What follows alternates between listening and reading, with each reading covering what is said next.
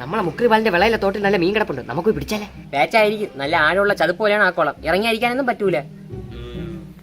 വല വീശിയല്ല, നല്ല നാടൻ വാളയും ചേറുകൂട്ടി പൊരിച്ചടിക്കാം. അതൊക്കെ അടിക്കാം, പിണ്ടിക്കളിയല്ല വല വീശണത്, അതിനൊരു നേക്കുണ്ട്.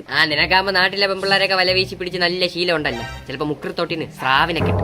ആണുങ്ങളാവും പെണ്ണുങ്ങളെയൊക്കെ നോക്കിന്ന് വരും, അല്ല നിന്നെ പോലെ പാണ്ടിയും കളിച്ച് കമ്പൂട്ടായി നാക്കി നടക്കൂല. നീ പോടാ പേട്ടത്തല്ലേ, നീ ആദ്യം മീൻ പിടിക്കാനുള്ള വഴി പറഞ്ഞ. ഇപ്പോഴാകുമ്പോ മുക്രിപാലിനും കുടുംബം നാട്ടിലില്ല, ഇപ്പൊ പിടിച്ചാ പിടിച്ച്. അവസാനം കള്ളന്മാരെന്ന് പേര് വീഴും, വാളശരത്തും പൊത്താകിലും. അയ്യോ കോമഡി ആയിരിക്കും. എങ്കിൽ നമുക്ക് അച്ഛനെ കൂടെ വിളിക്കാം. അച്ഛനാവുമ്പോ മുക്രിപാലിനെയൊക്കെ നല്ലപോലെ അറിയാല്ല. ശരിയാണല്ലേ, മീൻ പിടിക്കാൻ അച്ഛൻ വരൂ. നീ വാ, നമുക്കൊരു നമ്പർ ഇട്ട് നോക്കാം.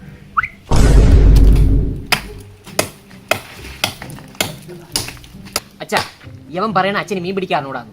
ഞാൻ പറഞ്ഞു എന്ത് ഈ മാക്കാച്ചി തലം പറയണ കാര്യം കേക്കൂ, കുട്ടിക്കാത്ത എങ്കിൽ ഇങ്ങനെ മാറി. എങ്കിൽ മുക്രിപാലിനെ